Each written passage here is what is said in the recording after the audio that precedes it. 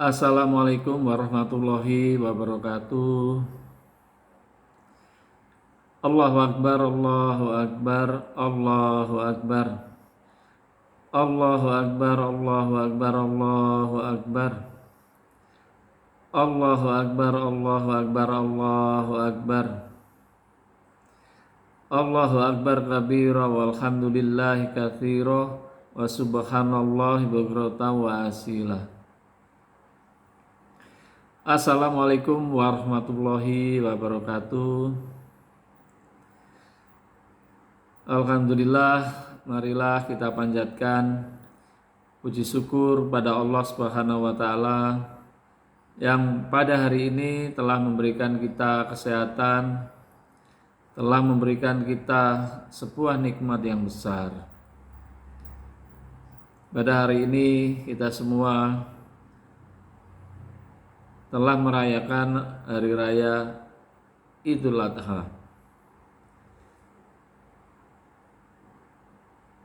Beberapa dari kita sebelum merayakan Idul Adha hari ini telah memulainya dengan puasa Arafah kemarin.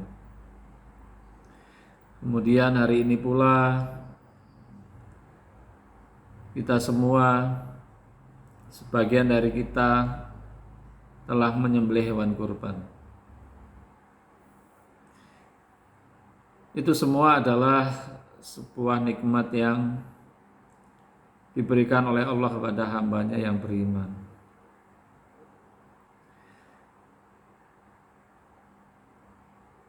Sebelum melanjutkan, perkenalkanlah kami Alif Bahtiar, pimpinan Yayasan Al-Akhyar Radatus Salam, yang saat ini menaungi beberapa lembaga pendidikan, beberapa di antaranya yaitu Taman Kanak-kanak Islam Terpadu Alif Mardiyah, Sekolah Dasar Islam Terpadu Alif Mardiyah, Rodatul Atfal Rodatus Salam, Madrasah Diniyah dan TK Al-Quran. Termasuk salah satu lembaga pendidikan yang baru saja kita mulai, yaitu Pondok Pesantren Tahfiz Quran Kurnia.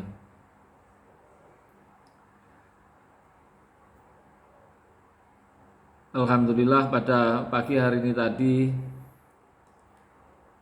TKIT dan SDIT Alif Mardiyah telah melaksanakan pemotongan hewan kurban yang kemudian dagingnya kita bagikan kepada tetangga-tetangga kita, saudara-saudara kita yang memang membutuhkan. Memang seperti disampaikan oleh Allah Subhanahu wa taala, bukan dagingnya, bukan darahnya yang akan sampai pada Allah, namun demikian keikhlasan kita, kerelaan kita berkorban, itulah yang insya Allah semoga diterima oleh Allah Subhanahu wa taala.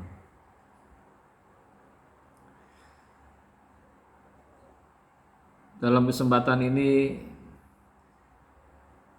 kami ingin menyampaikan beberapa hal, beberapa pesan berkaitan dengan makna daripada Hari Raya Idul Adha, atau sering disebut juga dengan Hari Raya Kurban. Sebuah kisah yang kita semua sudah mengetahui dengan pasti.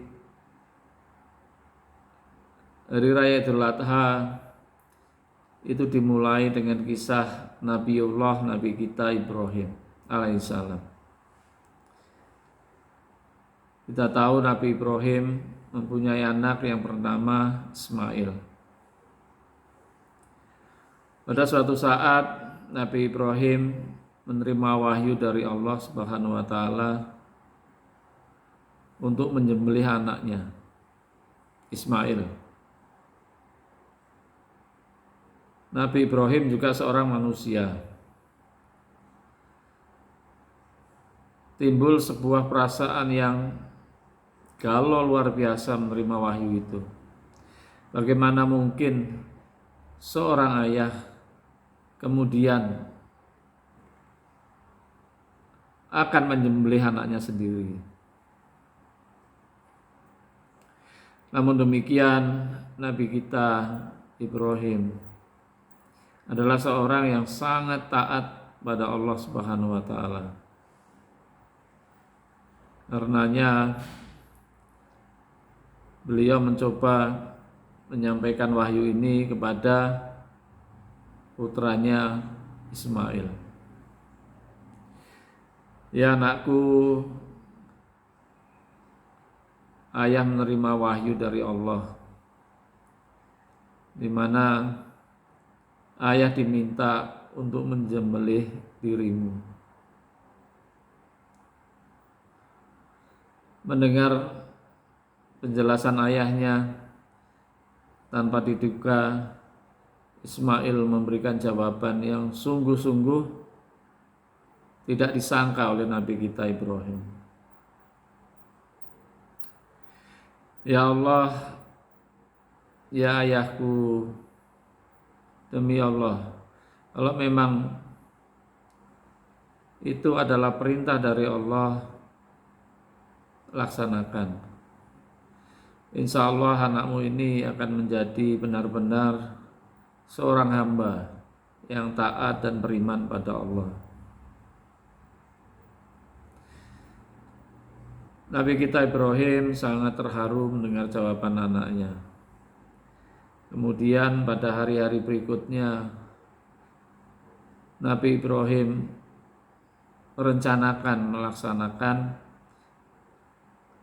perintah dari Allah tersebut. Diasahlah pisaunya dengan sangat tajam, direncanakan tempatnya, bagaimana cara menyembelihnya, semua sudah direncanakan oleh Nabi Ibrahim. Akhirnya pergilah ke suatu tempat, Ismail dibawa, dan di sanalah nanti direncanakan dilakukan penyembelihan.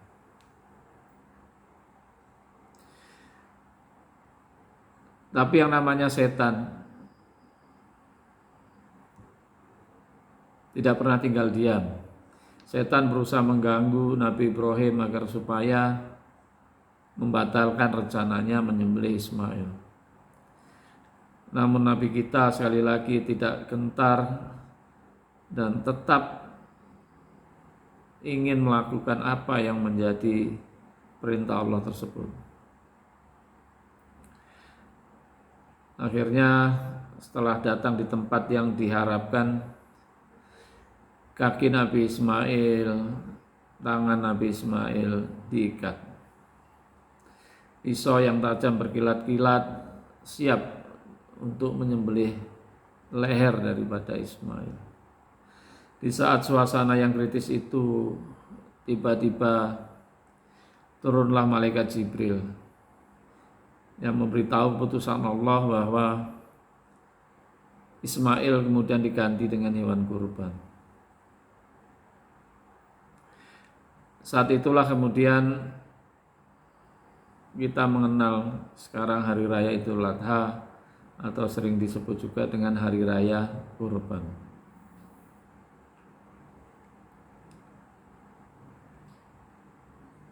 Apa yang sebenarnya kita bisa ambil maknanya dari peristiwa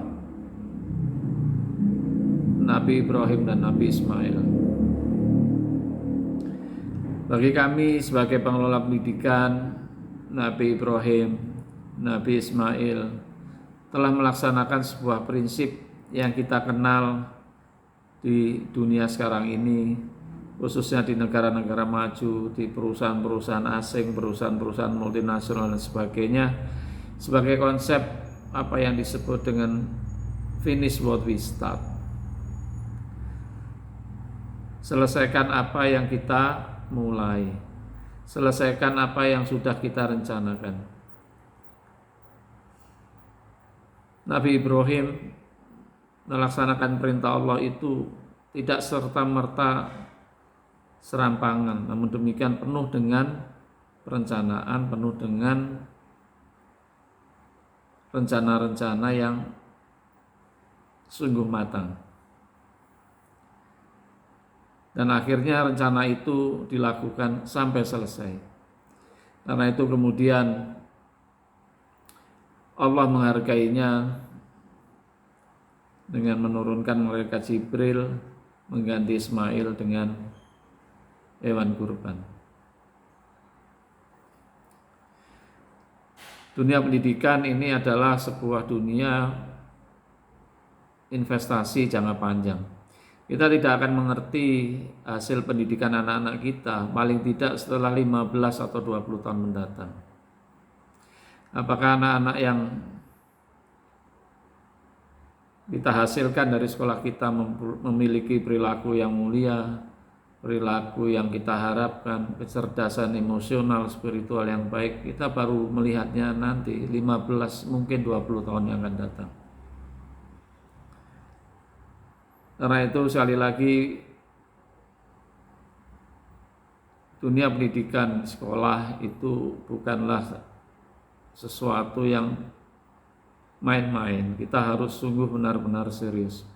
Karena itu sekali lagi apa yang menjadi rencana kita yang baik, apa yang menjadi planning kita yang bagus harus dilaksanakan sampai selesai.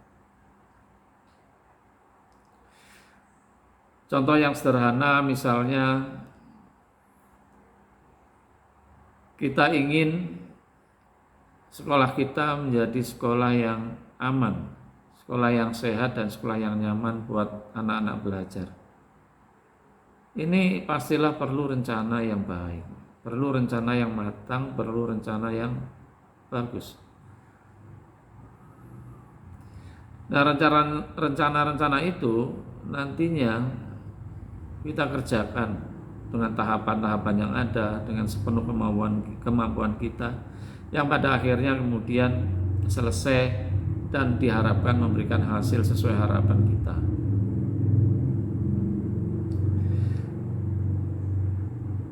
Contoh yang sederhana misalnya, seorang guru mau mengajar. Tentunya guru perlu persiapan yang baik, persiapan yang matang. Kemudian guru datang ke kelas, kondisi kelas rapi, kondisi kelas bersih, semuanya serba teratur.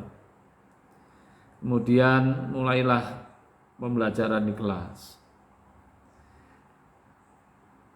Begitu selesai sekolah pada sore harinya atau siang harinya, sebelum pulang, mestinya ruang kelas itu juga harus kembali rapi, bersih dan teratur seperti semula.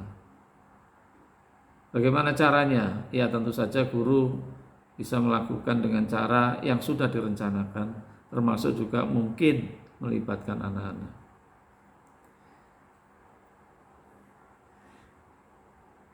Ini adalah satu bentuk implementasi sederhana dari finish what we start.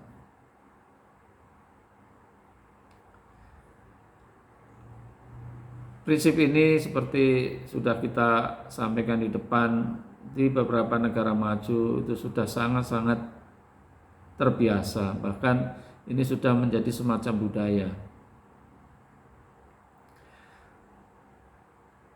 Alhamdulillah di tahun 2007 kami memperoleh kesempatan untuk bisa bekerja di Norwegia.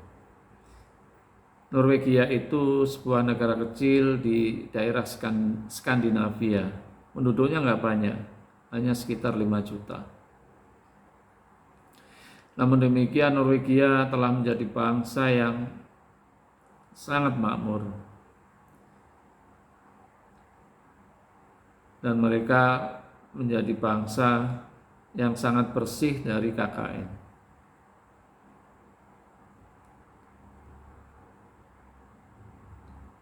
Saya teringat sebuah peristiwa saat itu di 2007 ketika mau pulang ke Indonesia karena memang sudah waktunya liburan.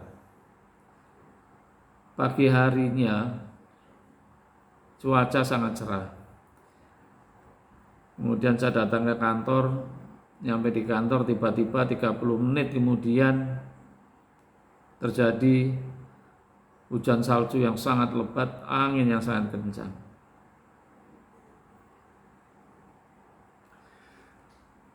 Apa yang kemudian kita rasakan saat itu? Kita sangat-sangat pesimis bisa pulang ke tanah air hari itu. Kita tahu untuk menuju tempat kota saya bekerja saat itu sungguh jauh, ya. Jadi dari kota kita yang bernama Hammerfest itu harus naik pesawat 1 jam ke kota yang namanya Tromsø di Norwegia, kemudian harus ganti pesawat lagi ke Oslo sekitar 1,5 jam. Nanti dari Oslo kita terbang lagi ke ibu kota Belanda Amsterdam, kemudian dari Amsterdam baru kita ganti lagi pesawat ke Jakarta. Itu pun tidak langsung ke Jakarta karena pesawat kita nanti dari Amsterdam akan transit di Kuala Lumpur, Malaysia. Jadi demikian jauh perjalanan kita. Nah, ketika nanti dari Hammerfest saya tidak bisa berangkat atau pesawat tertunda, otomatis besar kemungkinan saya tidak akan bisa nyampe ke Indonesia lagi karena banyak pesawat yang akan tertinggal, ya. Mungkin saya akan tertinggal pesawat di Oslo, saya akan tertinggal pesawat di Belanda. Jadi ini sungguh waktu itu rasanya hati sedih sekali, ya, karena sudah ingin ketemu keluarga sementara badai salju datang di kota kita Hammerfest. Namun demikian, apa yang terjadi? Manajer saya saat itu melihat kegundahan saya, akhirnya tanpa diminta dia mengurus semuanya. Rupanya kalau di Hammerfest atau di kota di Norwegia, kalau kita tidak bisa lewat atau pergi naik pesawat, kita bisa pergi lewat laut. Kalau kita tidak bisa pergi lewat udara, lewat laut, bisa pergi lewat darat. Luar biasa. Jadi selalu ada cara untuk bisa keluar kota ke kota lain dalam cuaca yang sangat-sangat ekstrim.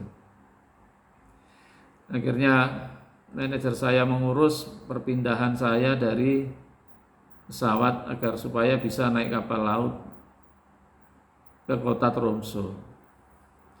Nah, kebetulan saat itu ada teman saya juga yang mau pulang ke Oslo, sebutlah namanya Leftor. Leftor inilah yang diminta oleh manajer saya untuk mendampingi saya agar supaya bisa dalam perjalanannya nanti nyampe Oslo tepat waktu. Akhirnya berangkatlah kami dari Hammerfest ke Tromsø naik kapal laut. Naik kapal laut di sana tidak seperti di sini. Saat itu misalnya kita punya uang, kemudian kita bayar uang cash. Nggak bisa kita bayar uang cash. Kita harus bayar menggunakan kartu.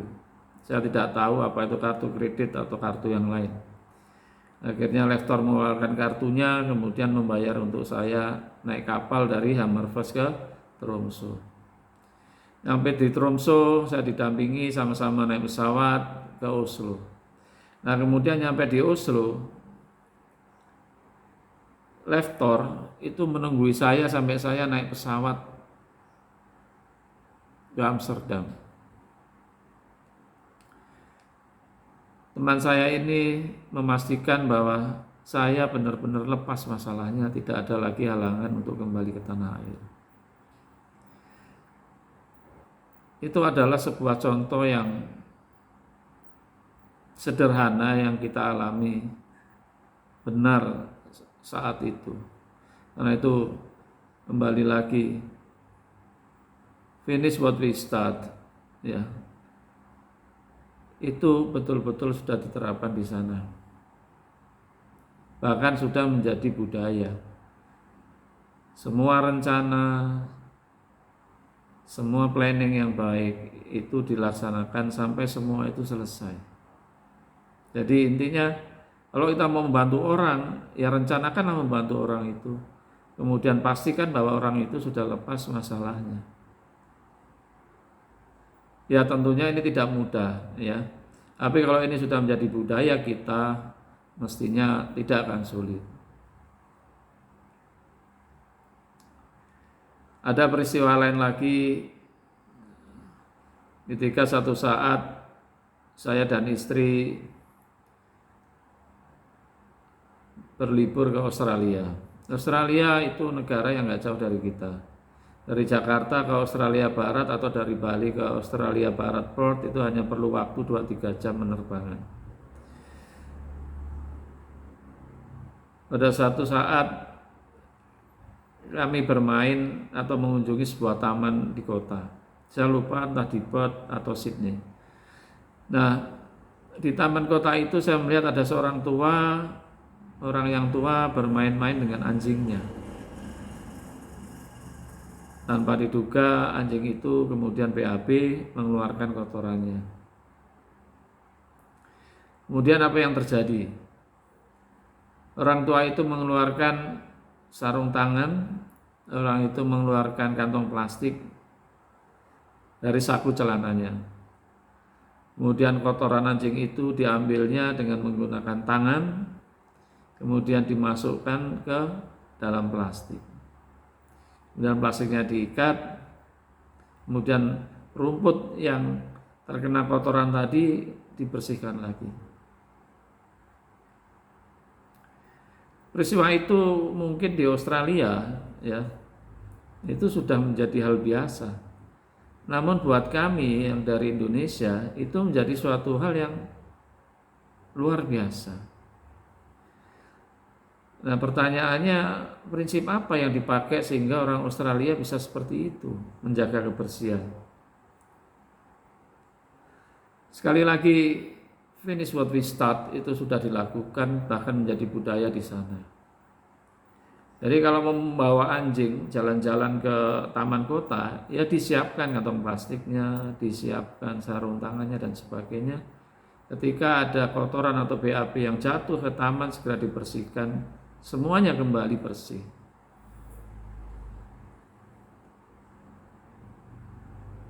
Contoh yang lain juga, suatu saat waktu saya lupa tahun berapa, 2018 mungkin ya, itu ada Piala Dunia di Moskow, Rusia. Nah, saat itu kebetulan kami ada kesempatan berlibur ke sana. Jadi rupanya nyari hotel yang kita pesan di Moskow, Rusia itu tidak mudah. Pertama yang jelas kita tidak tahu tulisan Rusia. Tapi alhamdulillah Allah itu memberikan jalan buat kita. Saat kita pusing nyari hotel gak ketemu, istri juga udah kecapean karena sudah 2 hari perjalanan, ketemulah kami dengan orang Jepang di sana. Orang Jepang melihat kita kebingungan tanpa diminta, kemudian mendatangi kita. Kemudian karena bisa bahasa Inggris, orang Jepang ini menanyakan kepada saya ada kesulitan apa. Saya jelaskan bahwa kami berdua mengalami kesulitan untuk menemukan hotel kita. Nah, rupanya hotel di Rusia itu tidak seperti di Indonesia ya, yang gedungnya besar-besar, terus kemudian nama hotelnya di depan dipampang jelas, kadang-kadang ada bahasa Inggrisnya gitu. Kalau di sana nggak seperti itu, kadang-kadang hotel masuk gang, ya tidak ada penunjuk jalan menuju hotel, jadi bahasanya kita nggak ngerti, jadi sulit. Nah, orang Jepang itu kemudian membawa kita sesuai alamat yang kita sampaikan, alamat hotelnya. Akhirnya ketemu, memang hotel itu masuk di dalam gang. Dan kemudian dia membantu sampai kita itu check in, sampai akhirnya kita bisa betul-betul selesai urusan administrasi di hotel. Ditungguinya. Ini adalah salah satu bentuk budaya juga, di mana orang Jepang pun finish what we start itu sudah menjadi budaya. Karena itu dalam kesempatan ini kami mengingatkan diri kami sendiri, kepala sekolah, guru-guru, orang tua, agar kita secara perlahan mulai belajar memaknai dan melaksanakan filosofi finish what we start. Orang tua tentunya punya cita-cita yang sangat bagus buat anak-anaknya, keinginan harapan yang sangat baik terhadap anak-anaknya. Ya, silahkan direncanakan apa yang baik. Sekolah, guru-guru, kepala sekolah termasuk yayasan juga punya rencana. Mari kita ketemukan rencana-rencana itu, kemudian kita buat tahapan-tahapan implementasinya, pelaksanaannya, agar semuanya bisa tercapai dengan baik. Karena itu sekali lagi, finish what we start ke depannya diharapkan bisa menjadi budaya di sekolah kita. Kita akan jelaskan kepada semua stakeholder atau pihak-pihak yang berkepentingan dengan pendidikan di sekolah kita, agar mereka semua mengerti prinsip yang kita anut ini. Nah, demikian tidak ada lagi keraguan orang tua terhadap para guru di sekolah. Tidak ada lagi keraguan orang tua untuk menyekolahkan anak-anak di lembaga pendidikan kita.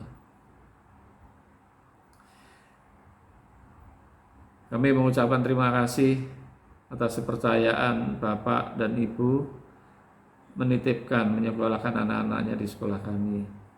Amanah ini semoga saja bisa kami laksanakan dengan sebaik-baiknya.